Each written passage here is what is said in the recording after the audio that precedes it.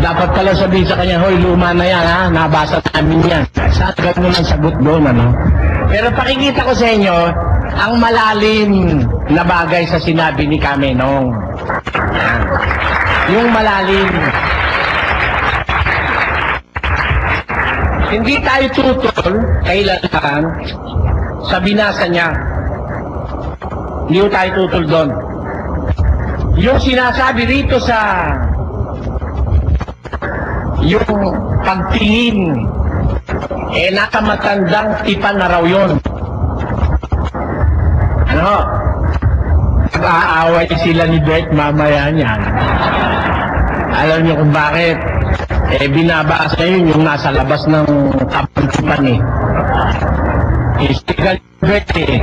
ang ay kaliligtas yung 10 utos ng Diyos, yun ang nasa loob ng kaban. Yun ang mga isinulat ni Moises nasa labas. Si Kamenong bumabasa dun sa nasa labas. Dahil wala naman yun dun sa tapyas ng bato Alin ba nasa kaban? Sabi ni Kabert, yung tapyas ng bato, yung dalawa, yun ang nasa loob ng kaban. Yung mga sinulat ni Moises nasa labas. Ngayon, para itutulan ako ni Kamenong, ang binabasa niya, hindi yung nasa loob ng yung nasa labas ang binabasa niya. Mag-aaway sila ni Bert. Dahil sabi ni Bert, pag yun ang sinunod mo, yung nasa labas, nung sa ni Moises, wala kang kaligtasan doon.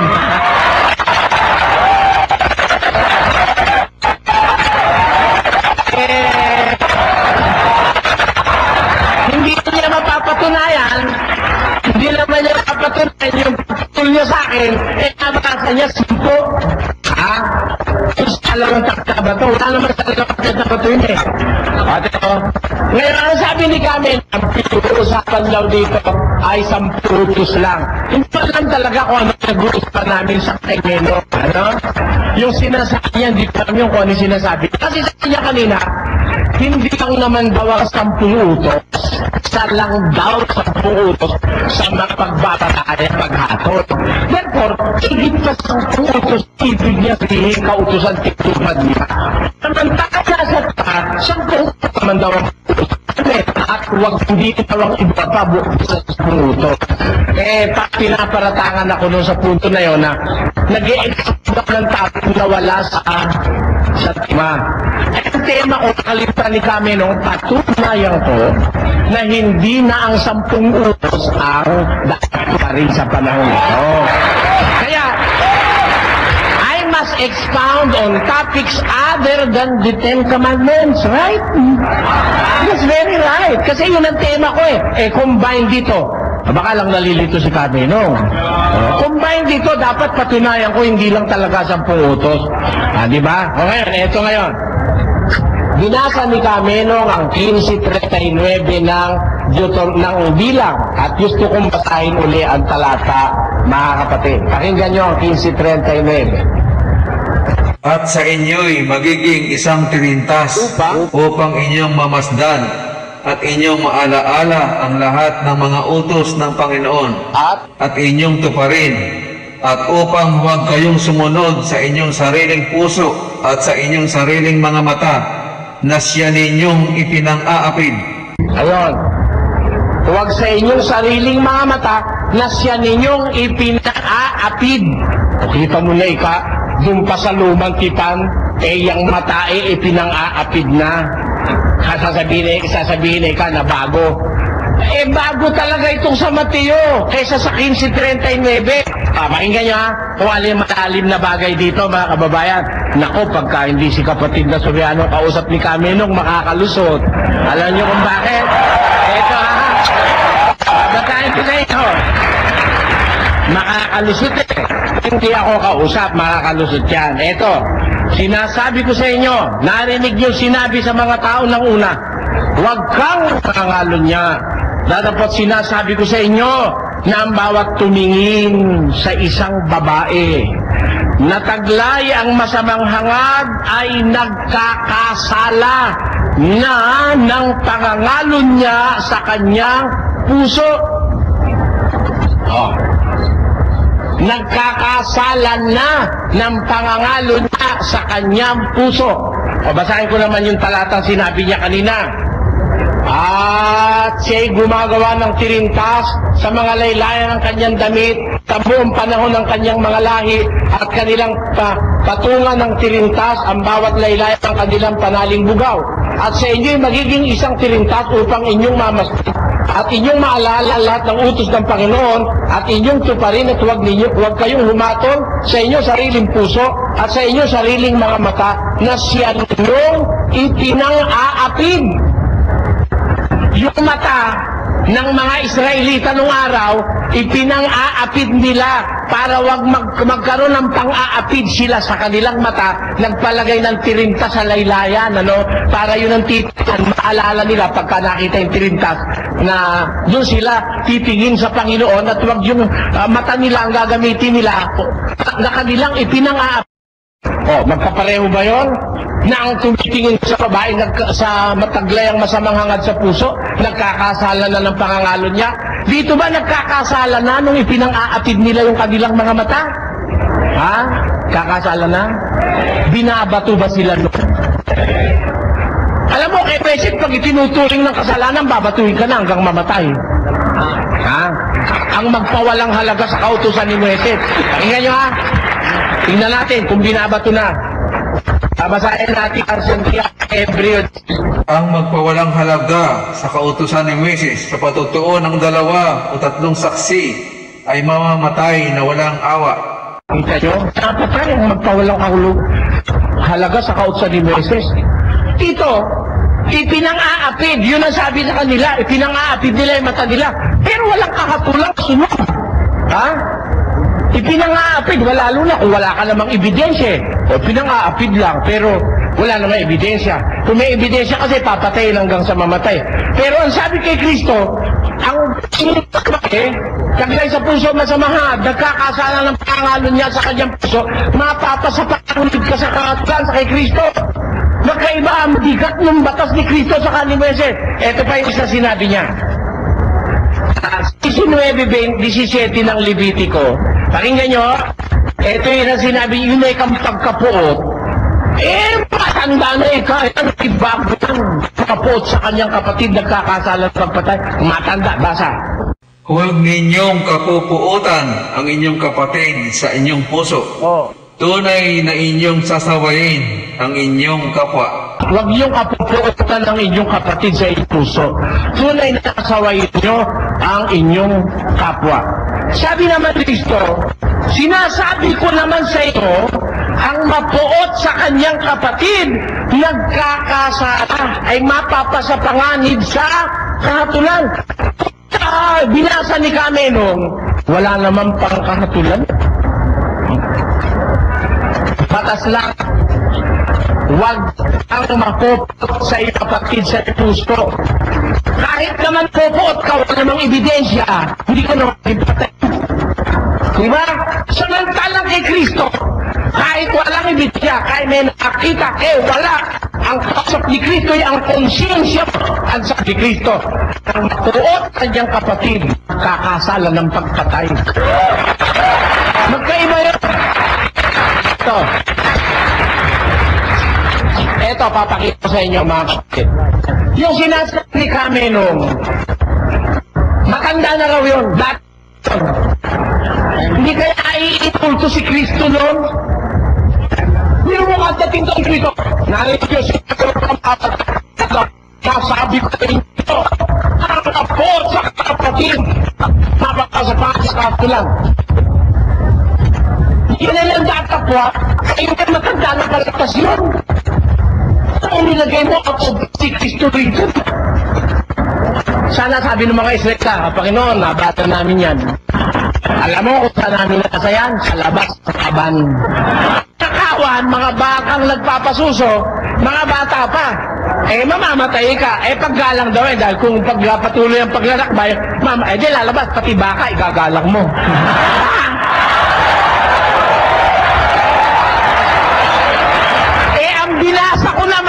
Ang binasa ko, igalang ninyo ang lahat ng tao. Hindi naman kasali baka ron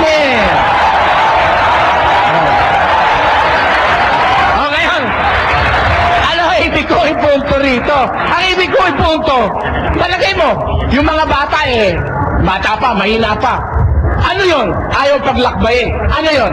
Paggalang o kaawaan? Kaawaan yun. Kaawaan yun. Iba yung paggalang sa kaawaan. Alam niyo, yung paggalang, bahagi nun yung kaawaan. Ha? Mas malawak kasi yung paggalang, kaya ang batas ng Bagong Tipan, igalang ang lahat ng tao. Meron pa yan sinabi isa, yung sa Ezekiel, yung daw Diyos-Diyusan sa kanilang puso, noon din daw araw. Kaya nga sabi ko ganito, lahat ng itinindig ko para sa pabor sa Bagong Tipan, pinalilitaw ni Camino, luma ng lahat. Alin pa ang bago?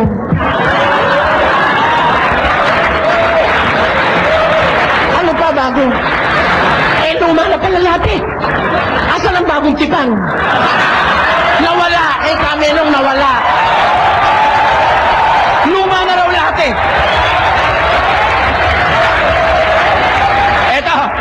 Ito, binasa niya. Ezekiel, ha? Ezekiel 14, 9 o 7. Basa. Sapagkat bawat tao sa sambahayan ni Israel o sa mga taga-ibang lupa na nangananahan sa Israel na humihiwalay ng kanyang sarili sa akin at nagtataglay ng kanyang mga Diyos-Diyosan sa kanyang puso. Yun, kamo nung araw hindi kaho yun, di ba to yun? Mga Diyos-Diyosan sa kanyang puso, humihiwalay sila sa akin, nagtataglay ng kanilang mga Diyos-Diyosan sa kanilang puso. O hindi ba to yun? Kahoy dahil nasa puso Yun ang logic niya. Nililigaw niya kayo ron. Bakit? Pakinggan nyo itataas ko lang sa 5. Taas ng kapiraso. Pakinggan nyo Upang aking makuha ang sambahayan ni Israel sa kanilang sariling puso, sapagkat silang lahat ay nagsilayo sa akin dahil sa kanilang mga Diyos-Diyosan. Ayun, meron Diyos-Diyosan na wala sa puso na tinutukoy dito. Na dahil silang lahat nagsilayo sa akin dahil sa kanilang mga Diyos-Diyosan. Alin ba yung mga Diyos-Diyosan nila? At 115. Basa, pakinggan nyo Ang kanilang mga Diyos-Diyosan ay pilak at ginto, yari ng mga kamay ng mga tao. Tama naman pala si Menong Hindi nga bato, pero pilak at ginto.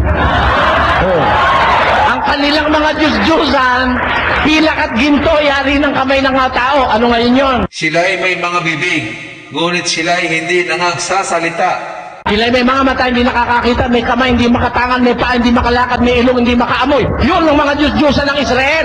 Ngayon, dahil sa mga Diyos-Diyosan yun, nahiwalay sila sa Diyos. Sapagkat yung mga Diyos-Diyosan nila, inilagay nila sa kanilang puso. That is symbolic. Hindi ibig sabihin nun.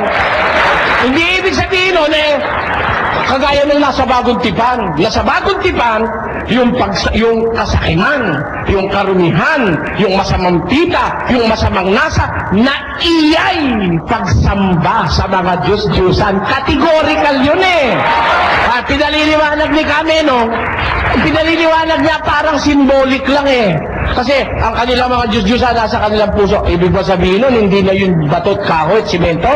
Halimbawa, ikaw ay nasa aking puso. Ano yun? Ibig sabihin, walang laman at buto yun? Ikaw nga yun, nasa aking puso Di ba? Yun ang kahulugan nun Mga idiomatic expressions yun Ikaw ay nasa aking puso. Lamang ka ng aking pag-iisip at paano makakasya yun doon, Pero yun. Kaya yung sinabi, kanilang mga Diyos-Diyosan sa kanilang puso, yun nga yung mga gawa ng kamay ng mga tao. Wala nang iba, yun ang sinasabi, doon naligaw ang Israel. Pero pagdating ng Bagong Tipan, ipinaliwanag ng ating apostol na si Pablo, na hindi lang yung ribulto na ginawa ng kamay ng tao, hindi lang yun ang Diyos-Diyosan. Yung masamang nasa, masamang pita, kasakiman, karunihan, iyay pagsamba sa mga Diyos-Diyosan. Ngayon, binasa niya yung unang Samuel 15:23. Basahin din natin ang Samuel 15:23. Sapagkat ang panghihimagsik ay gaya ng kasalanan ng paghuhula, at ang katigasan ng ulo ay gaya ng pagsamba sa mga Diyos-Diyosan. Kita nyo, yun ay kang katigasan ng ulo, gaya ng pagsamba sa Diyos-Diyosan. O hindi pagsamba sa Diyos-Diyosan, gaya lang. O, di ba? Samantalang sa bagong tipan, yung kasakiman, masamang nasa, masamang pita, iyay pagsamba sa Diyos-Diyosan. Magkaiba yun. Malalim, malalim. Ganito, gaya. Sabi ng Biblia, ang Panginoon ay bababa gaya ng magnanakaw.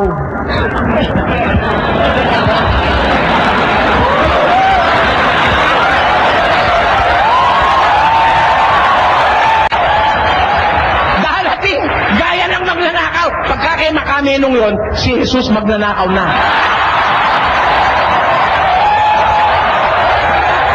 Magkaiba yung gaya ng pagsamba sa Diyos-Diyosan. Categorical yun eh. Categorical. Kaya dito sa punto ito, tinitindigan ko, iba talaga yung bagong tipa. Kaya nga, bago eh. Bago. Hindi luma. Oh. Luma. Pinipilit kami nung nasa lumang tipa na rin daw yun. Pa bago. Kaya ngayon, pag tindi ko lini kami nung hahanapin natin siya, alin ang bago kami nun? Kailangan pala yung luma na. Ayun. Nasa panahon kasi tayo ng bagong tipan eh. Alin ang bago? Wala na luma na natin. Wala luma na lahat para kay kami nun eh. Basta't nahuhulog na lahat sa 10 utos yung kanyang paniwala, luma na. Ang kaso nga, ang malaking malaking diferensya, hindi naman niya sa 10 utos binabasa, dun sa aklat na isinulat ni Beses na wala sa loob ng kaban, nasa labas lang. Kailangan sabi ni Beth, walang kaligtasan na susunod doon sa nasa labas. Tama ko. 5, 4, 3, 2, 1, time up.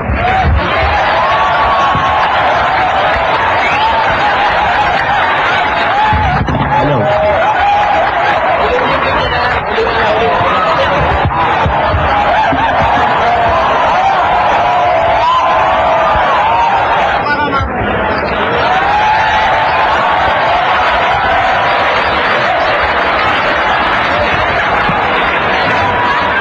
Brad.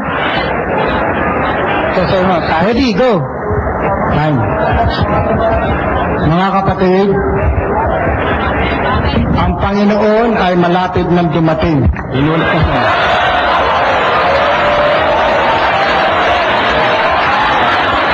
Sinabi ko na sa inyo kanina, isulat nyo yung mga talata. Si kasamang Suryano, 2 beses tumindig o 4 na beses nang tumindig. Walang talatang ibinibigay para inyong isulat. Ang sabi ng Biblia, Santiago 1:22. Santiago 1:22, mga kapatid.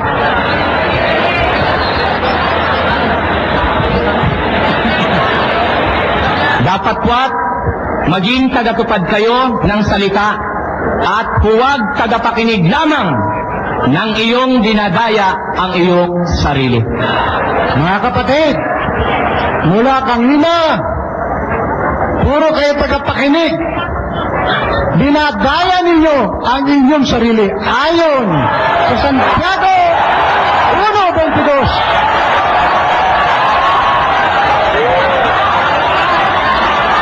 Wala kayong talata. Time out. Okay. Tayo natin sa lugar. Basta ipaliwanag lang natin. Time out.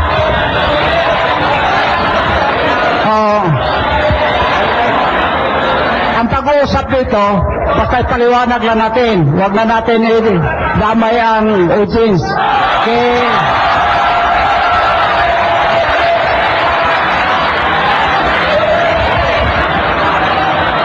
Paliwanag lang natin. Okay. Kanina si Suryano, lahat kayo tinatanong. Karapatan ko din magtanong sa inyo.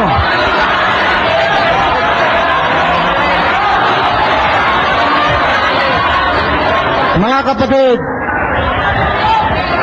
itong pag-uusap nito, alin sa dalawa. Kay Satanas o sa Diyos?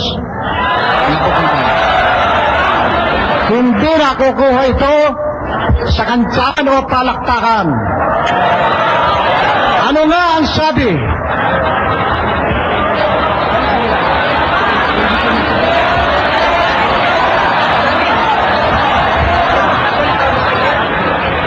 Ganito ba talaga dito? Isulat nyo yung mga talata na aming babasahin. Hindi ba huwag nyo isulat yung kanya? Bahala kayo.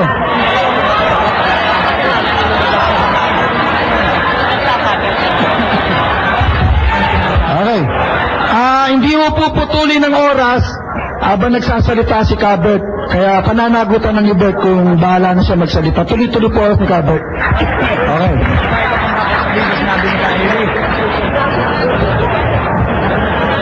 Mga kapatid at mga kaibigan, ulitin ko po. Huwag natin daanin sa palakpakan o sigawan. Tayo ay nasa huling panahon na. Tandaan nyo, nasa huling panahon na tayo. Malapit na ang Panginoon dumating. Gusto ko makilala ninyo na ang kalooban ng Diyos dapat tuparin. Tandaan natin yan. Silent please. Please, silent. Makinig lang tayo. Okay. Ang sabi sa awit 111 Gs, may mabuting pagkaunawa ang lahat na nagsusunod ng kanyang mga utos. Basahin natin. Ang pagkatakot sa Panginoon ay pasimula ng karunungan. May mabuting pagkaunawa ang lahat na nagsisisunod ng kanyang mga utos. 111 Gs ng awit. Sulat nyo! Ayan mo na sila, Brad. Ang may mabuting pagkaunawa, lahat na nagsusunod ng kanyang mga utos. Kung kayo'y ayaw nyo sa 10 utos, maliwanag ang pagkakasabi, walang mabuting pagkaunawa. Ano man ang inyong palakpakan o sigawan, mga kapatid, ayon sa 111 Gs, walang mabuting pagkaunawa ang lahat na hindi nagsusunod ng kanyang mga utos. Binanggit, ikasamang Suryano kanina, hindi naman siya tutol sa 10 utos. Bagkos na dagdagan pa nga. Kung hindi sa tutol, yung paksa niya tututol siya. Liwanag yun. Patutunayan ko na hindi na 10 utos ng Diyos ang dapat tuparin sa mga tao sa panahong ito ayon sa Biblia. Patutunayan niya. Pero kanina, pagkasabi niya, hindi lang 10 utos. O di naniniwala siya sa 10 utos? Mga kapatid, konti tahimik lang. Ito'y sa ano natin to. Sa ikaliligtas natin to, mga kapatid. Binanggit niya, niluma ang unang tipan. Sa Hebreo 8 Gs, hindi po 10 utos yun. Pag napatunayan ni Suryano na yung Hebreo 8 Gs, 10 utos, aanib ako sa iyo.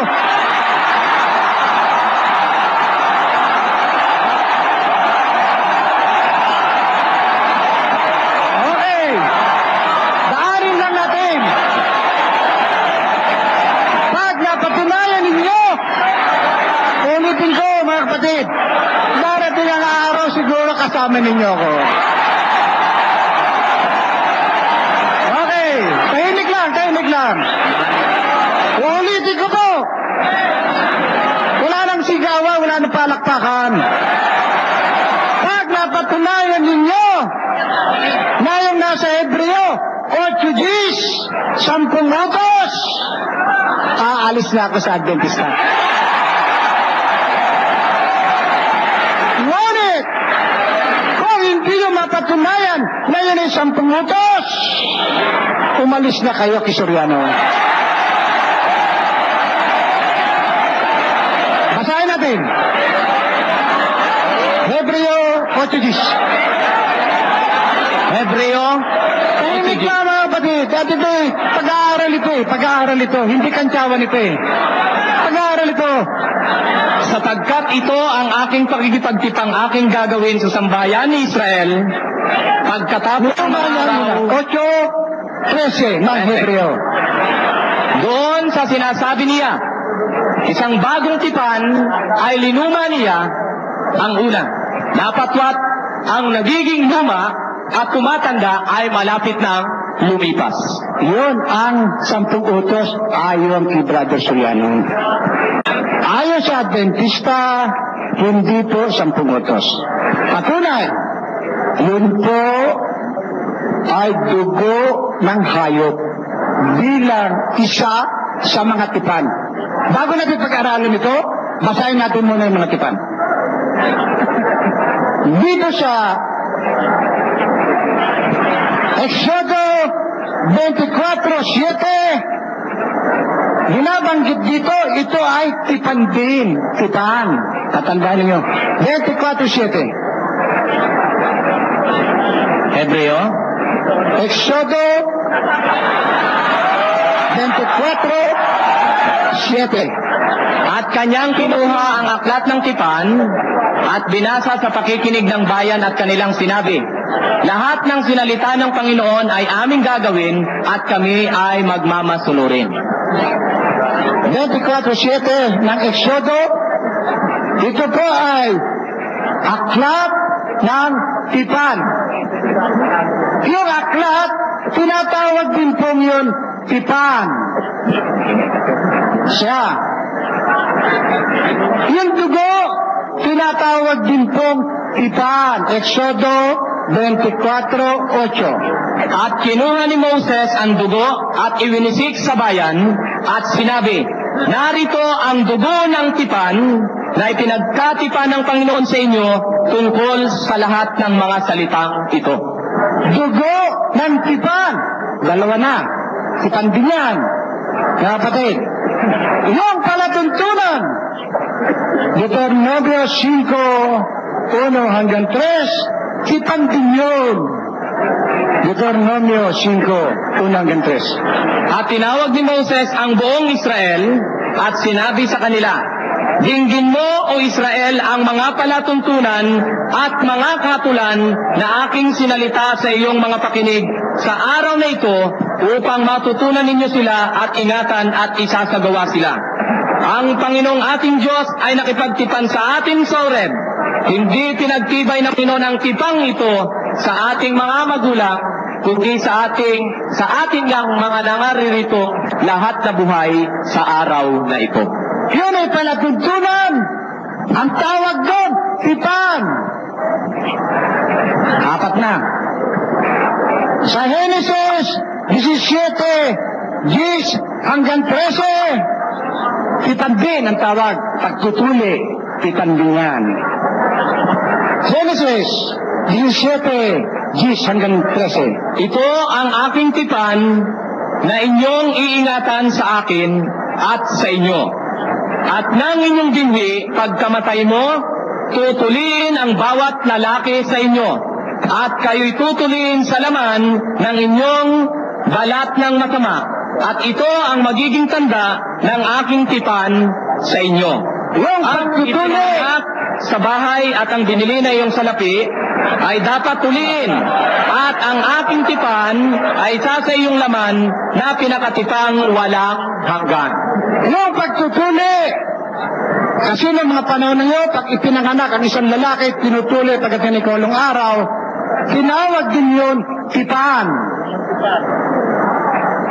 Yung 10 utos, tinawag din tipan. Deuteronomio 4:13.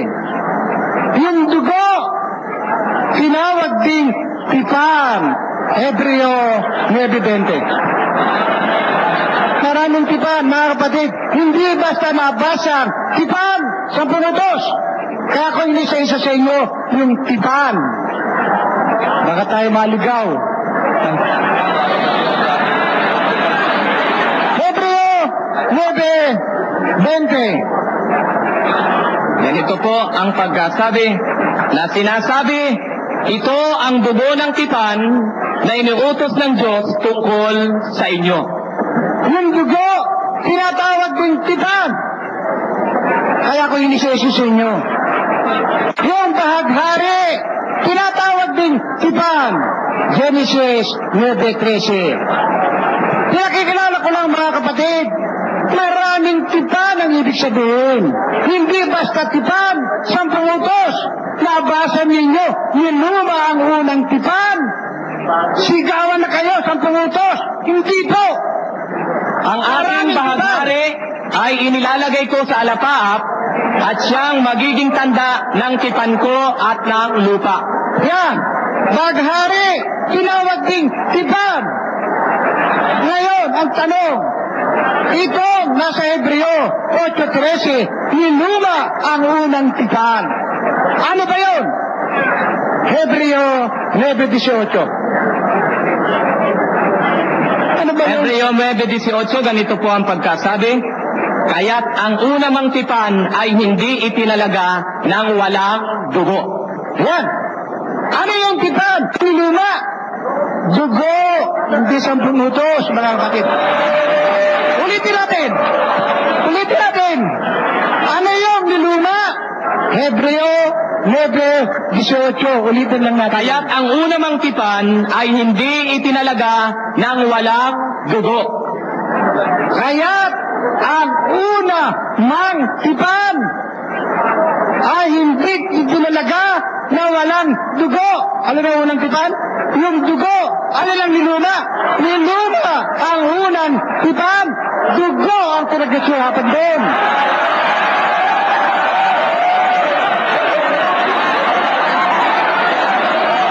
Basahin natin ulit. Sa Hebreo, Brother Suliano, maaari ikaw makapagsabi sa kanila na, anong maingay? Malamang si Suliano, Brother Suliano, sasabi ito. Para makapakinig tayo lahat. Maraming tipan sa Biblia, mga kapatid. Ulitin ko po, baka tayo naliligaw. Yung nasa Hebreo 8:13, niluma ang unang tipan, yan nga yung dugo na inihahandog. Yan nga ang nakalagay sa Hebreo 9:18. Ngayon, meron pang isa na inalis. Hebreo, babasahin ko na, baka basahin sa inyo ito. Hebreo 19. Inalis ito. Hebreo 19, saka sinabi niya, narito ako'y pumaparito upang gawin ang iyong kalooban. Inalis niya ang una upang maitatag ang ikalawa. Hindi po 10 utos yan, baka kayo maligaw. Yan po ay mga handog na inihain. Ating mababasa yan sa bandang ibaba ng Hebreo 10 na yan, na yan ay sa 4 hanggang 8, na inalis ang una, yan po ay handog na sinusunod. 4 hanggang 8 ng Hebreo. Sapagkat hindi maaari na ang dugo ng mga baka at ng mga kambing ay makapag-alis ng mga kasalanan. Kaya't pagpasok niya sa sanglibutan ay sinasabi, hain at tog ay hindi mo ibig, ngunit isang katawan ang sa akin ay inihanda mo.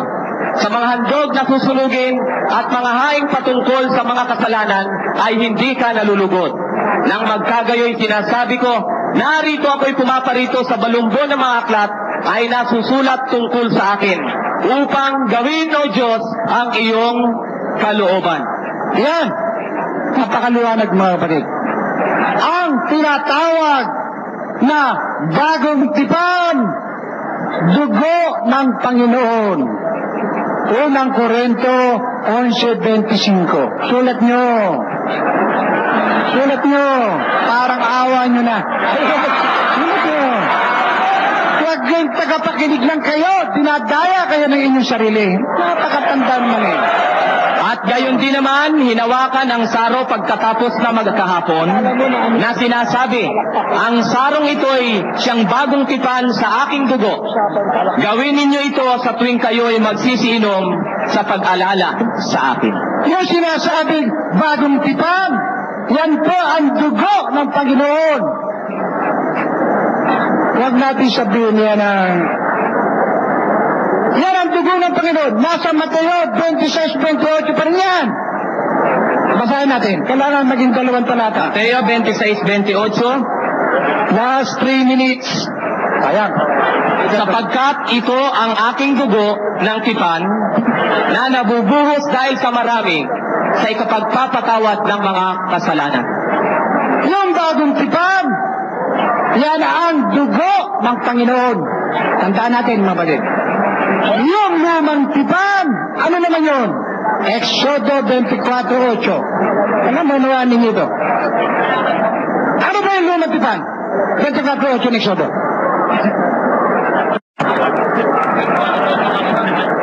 At kinuha ni Moses ang dugo at iwinisik sa bayan at sinabi, narito ang dugo ng tipan na ipinagkatipan ng Panginoon sa inyo tungkol sa lahat ng mga salita ito. Yan ang tinatawag na lumang tipan. Dugo ng hayop, mga kapatid. Hebreo 10:4, patunay.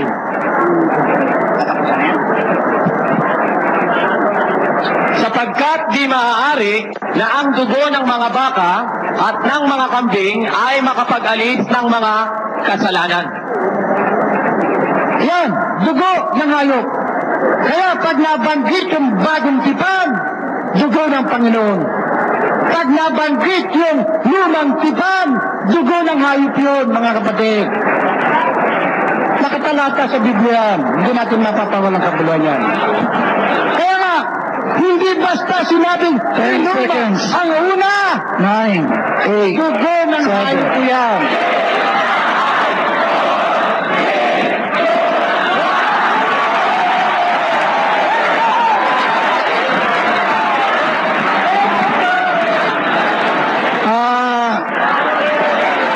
Pinapaalala lang po namin sa magkabilang panig na palakpakan lang muna ho. Tapos, ito na yung huling tindig ni Brother Lee.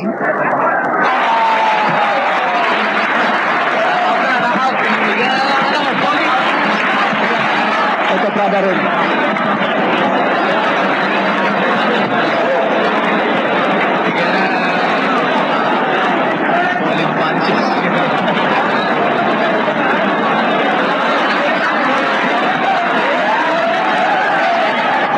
Kaninang nakaupo ako, nagsasalita si Gabet, nalungkot ako ulit. Kasi, siya pala, pag sinabing dugo ng tipan, yung tipan ng dugo.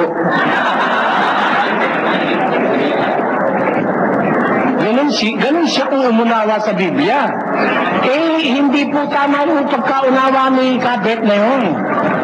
Pakinggan nyo ang 24:7 ng Exodo. Na sinasabi niya, ito raw ang lumang tipan. 24:7, 8. At kanyang kinuha ang aklat ng tipan. Hindi nyo ha? Yung tipan, may aklat. Right? Tangible yun. Kinuha ni Moses yung aklat ng tipan. Tuloy. At binasa sa pakinig ng bayan. Binasa yung aklat ng tipan sa pakinig ng bayan. Tuloy. At kanilang sinabi, lahat ng sinalita ng Panginoon ay aming gagawin, at kami ay magmamasunurin. Tuloy. At kinuha ni Moises ang dugo at iniwisik sa bayan, at sinabi, narito ang dugo ng tipan. Ayun. Kinuha yung aklat ng tipan, tapos binasa sa pakinig ng bayan, tapos kumuha ng dugo, May tipan na, wala pa. May aklat na nga eh. Tapos kumuha ng dugo at iwinisik sa bayan at sinabi, narito ang dugo ng tipan.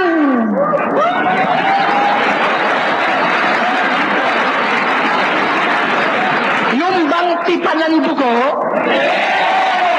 paano mong babasahin yung dugo, ano? Ano kahilo? Paano mong babasahin yung dugo? Hindi dapat ganyan ang paggamit ng Biblia. Kasi alam nyo, ang tipan, para maging epektibo, kailangan may mamatay. Yan ang batas. Kaya nangangailangan ng pagkabubo ng dugo, kailan tamat may tipan. Yung binasa niya kanina, yung pagtutuli raw tipan, tama. Sapagkat pag tinutuli, may nabububog dugo. Ewan ko lang kung sa kanya bloodless.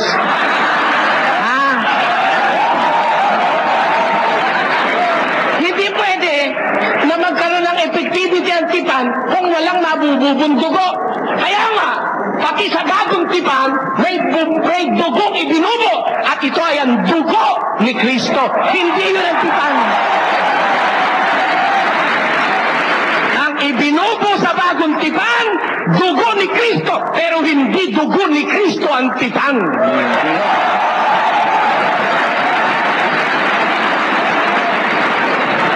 Meron ba tayong pruweba, mga kapatid, na talagang ganun nga ang batas tungkol sa tipan? Pakinggan nyo ha, sa isang talata. At sapagkat kung saan mayroong tipan, dooy kinakailangan ang kamatayan ng gumawa niyon. Ang tipan, kaya nagiging effective pagka may kamatayang sumusunod. Dapat yung tandaan yan, mga kapatid. Kaya si Kristo kinailangang mamatay. Hindi dahil sa siya'y tao. Yung iba, karang si Kristo'y tao namatay. Kaya namatay para pagtibayin ang bagong tipan sa pamamagitan ng dugo ni Kristo. Kailangan mamatay pag mayroong dugo. May mamatay para mapagtibay ang tipan. O ngayon, meron sinabi si Kabert kanina, yung daw bahaghari, tipan din daw yun. Basahin natin. Tingnan nyo ha. Basa. Aking bahaghari ay inilalagay ko sa alapaap at siyang magiging tanda ng tipan ko at ng lupa. Kita nyo? Ano yung bahaghari? The rainbow will be the sign of my covenant. Ang bahaghari ang magiging tanda ng aking tipan. Aba, hindi pa naman bahaghari ang tipan. Mali yung Kabert. May tipan ng Diyos. Ano ang tipan ng Diyos? Kasama yung pangako. Pag nakita mo ikaw yung baghari, hindi ko na palulubugin ulit ang lupa kagaya ng aking ginawa. Yun ang tipan ng Diyos sa kanya. Kaya kung nakikita mo yung baghari, huwag kang makakabahan, Noe. Hindi bali nang masira yung barkong ginawa mo. Hindi ko na uli palulubugin. Yan ang pangako ko sa iyo. Yan ang tipan natin dalawa. At ang tanda ng aking tipan, ting makikita mo ang baghari ko. Hindi yung baghari ang tipan. O ngayon. Hindi yung dugo ang tipan. Hindi yung dugo ang tipan. Sinabi kay Kristo, alin daw, sabi ni Kabert, alin ika ang bagong tipan, yan ika ang dugo ni Kristo. Binasa ang 11:25. Basahin din natin. At gayon din naman hinawakan ang saro pagkatapos na makahapon na sinasabi, ang sarong ito'y siyang bagong tipan sa aking dugo. Alin ang bagong tipan? Ang sarong ito'y siyang bagong tipan sa aking dugo. O hindi yung dugo ang tipan, yung saro.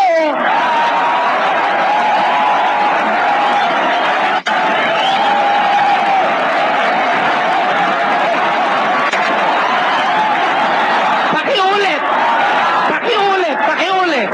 At gayon din naman hinawakan ang saro pagkatapos na makahapon na sinasabi, Ang sarong ito'y siyang bagong tipan sa aking dugo. Alin ang tipan? Klaro, siyang bagong tipan sa aking dugo. Bakit sinabi sa aking dugo? Kasi pagtitibayin yung bagong tipan sa pamamagitan ng dugo ni Kristo. Yan ang dapat yung makita. Kasi nung unang panahon, ang mga tipan-tipan na yan, pagkaya na pinapatay na mga baka, may tinapatay na mga kambing, para pagtibayin ang mga tipan ng Diyos sa kanilang mga lingkod nung una. Ngayon, may sinabi si Kabet, doon na intriga ako ron eh. Alam nyo kung ano yung sinabi ni Kabet? Pag napatunayang puraw,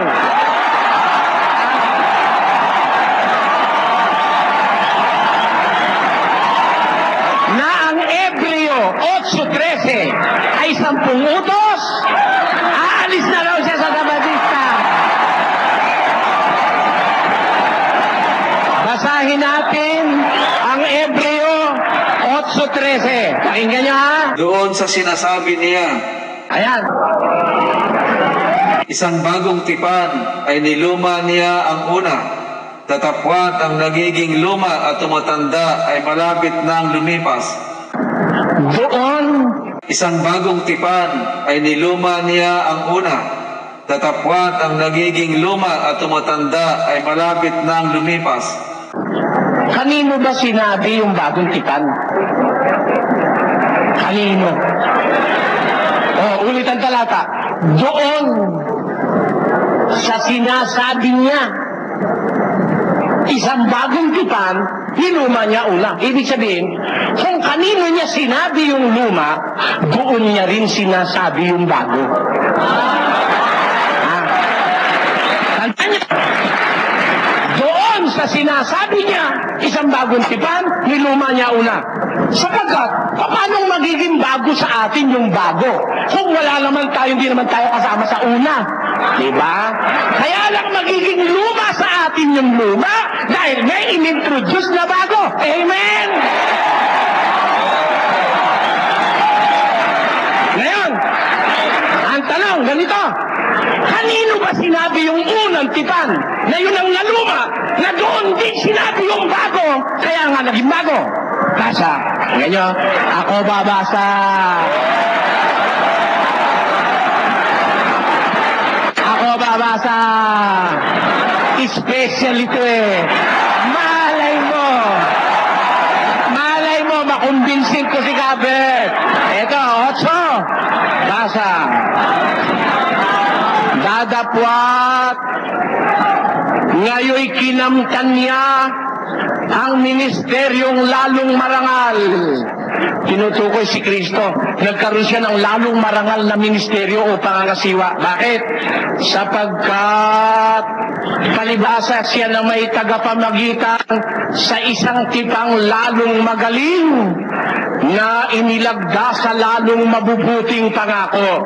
Sapagkat kung ang unang tipang yaon ay hindi ay naging walang kakulangan, kung yung unang tipan, kundi naging walang kakulangan, kami kulang pala, no? Nagkaroon ng kulang. Kung ang unang tipang yaon ay hindi naging walang kakulangan, ay hindi na sana inihanap pa ng pangangailangan ang ikalawa. Kung yung unang tipan, kung hindi naging walang kakulangan yung unang tipan, hindi na kailangang ihanap pa ng pangangailangan ng ikalawa. O dito, yung palang unang tipan, dumating ang panahon, naging kulang, naging insufficient. Kaya humanap ng pangangailangan ng ikalawa. Ano ngayon ang sabi? Sapagkat sa pagkakita ng kakulangan sa kanila, ay sinabi niya, narito, dumarating ang araw, sabi ng Panginoon, na ako'y gagawa ng isang bagong pakikipagpaan sa sangbahayan ni Israel. ni Huda. Hindi ayon sa tipang aking ipinakipagtipan sa kanilang mga magulang, nang araw na sila'y aking tannan sa kamay upang sila'y ihatid sa labas ng lupain ng Ehipto, sapagkat sila'y hindi na natili sa aking tipan at akin silang pinabayaan, sinasabi ng Panginoon, sapagkat ito ang pakikipagtipang aking gagawin sa sambahayan ni Israel. Pagkatapos ng mga araw na yaon, sinasabi ng Panginoon, na ilalagay ko ang aking kautusan sa kanilang pag-iisip at sa kanilang mga puso'y aking isusulat ang mga ito, at ako'y magiging Diyos nila, sila'y magiging bayan ko. Nakita nyo? Ano yung bago at ano yung una? Ano yung luma at saka yung bago? Sabi niya, kung yun ay kang unang tipan, hindi sana naging walang kakulangan, hindi na kailangan ihanap pa ng pangangailangan ng ikalawa. Eh nung makita niyang may kakulangan na yung una, sinabi niya, gagawa ko ng bagong tipan. Hindi ayon sa tipang ipinakipagtipang ko sa kanilang magulang, nang sila'y tangnang ko sa kamay at inilabas sa lupain ng Ehipto. May tipan ba ang Diyos sa kanila? Pagkalabas nila sa lupain ng Ehipto, meron ba silang tipan? Saan nandun? Sa Sinai. Pagkagaling sa Ehipto, punta sila sa Sinai. Pagdating sa Sinai, nakipagtipan ng Diyos sa kanila. Eh, alin yung tipan? Nakipagtipan sa Sinai. Pakinggan nyo ha, basa ha. Ito, hindi invento ito, nasa Biblia ito. 4:13 ng Deuteronomio. Ito. Nung umalis na sila sa Ehipto, dinando na sila sa bundok. Ano sabi? At kanyang ipinahayag sa inyo ang kanyang tipan, na kanyang iniutos na inyong ganapin. Alin yun? Sa makatuwid bagay ang 10 utos.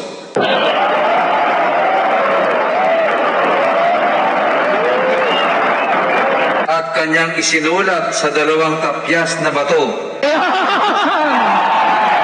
Eto ha! Pakinggan nyo! Eto, pakinggan nyo! Para wag kayong madaya.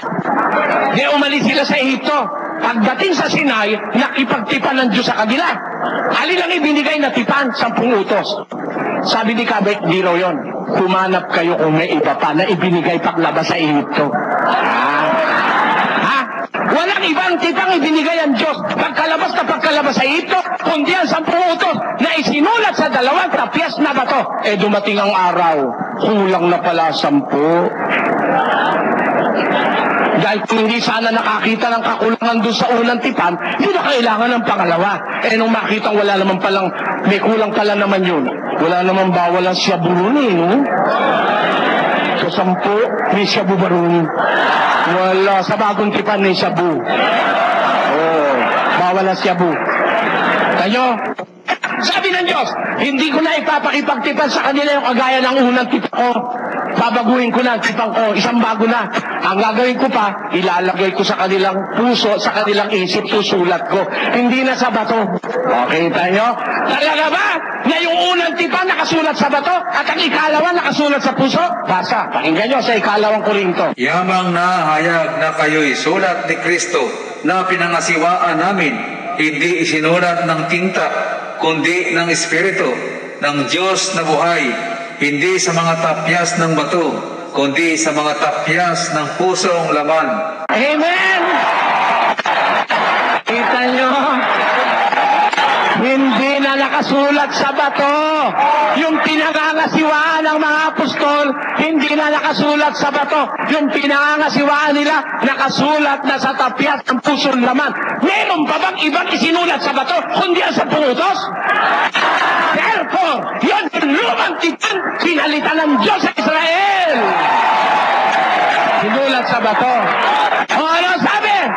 Anong katunayan? Pakinggan nyo sa 3:6 ng 2 Korinto. Na sa amin naman ay nagpapaging sapat na mga ministro ng bagong tipan, hindi ng titik, kundi ng Espiritu, sapagkat ang titik ay pumapatay, datapwat ang Espiritu ay nagbibigay ng buhay. Kanyo! Ika! Alin ang bagong tipan? Ang bagong tipan ay ang tipan ng Espiritu. Isinusulat sa puso. Alin ang lumang tipan? Yung nakasulat sa bato. Alin yung nakasulat sa bato? Ang 10 utos. Nung sabihin niya ang isang bagong tipan, niluma niya ang 10. Luma na 10. Niluma na una. Diba? Diba? Isipin niyo, mga kapatid. Paano mo sasabihin? Paano mo sasabihin na yung bagong tipan ay dugo ni Kristo? Hindi. Ang nagpatibay ng bagong tipan ng kapangyarihan, yung dugo ni Kristo. Hindi yung dugo ni Kristo ang bagong tipan. Sapagkat yung bagong tipan, yun ang itinuturo ng mga apostol. Yun ang pinangangasiwaan. Yun ang akal ng bagong tipan. Yun ang pinangasiwaan nila. Ayon sa Espiritu yun. Alin ba yun? Sa 63 ng Juan. Ang Espiritu nga ang bumubuhay. Alin yun? Sa laman ay walang anumang pinakikinabang. Ang mga salitang sinalita ko sa inyo ay pawang Espiritu at pawang buhay. Ayon. Ang Espiritu na pinangasiwaan ng mga alagad, yun ang salita ni Kristo. Hindi yung dugo. Hindi yung dugo. Ang pinangasiwa ng mga apostol na sabi niya 3:6, naging tagapangasiwa kami ng Espiritu, ng bagong tipan, hindi ng titik, kundi ng Espiritu. Yun yung mga salita ni Kristo. Sabi ni Kristo, salitang sinalita ko sa inyo, pawang Espiritu at pawang buhay. Yun na nga yung bagong tipan. Ano nasa bagong tipan? 10 utos ba nasa bagong tipan? Hindi. Ang nasa bagong tipan, pagsisisi, bautismo, pananampalataya, pagkahabag, pagkamaawain, hawang gawa. Ang dami-dami. Kung bibilangin, mahigit pa sa 100, hindi 10. Yan po ang dapat nating maintindihan. 10 seconds. Salamat po sa inyo. Maraming salamat. Salamat sa mga kapatid na sa balista na narito ngayong gabi. Salamat.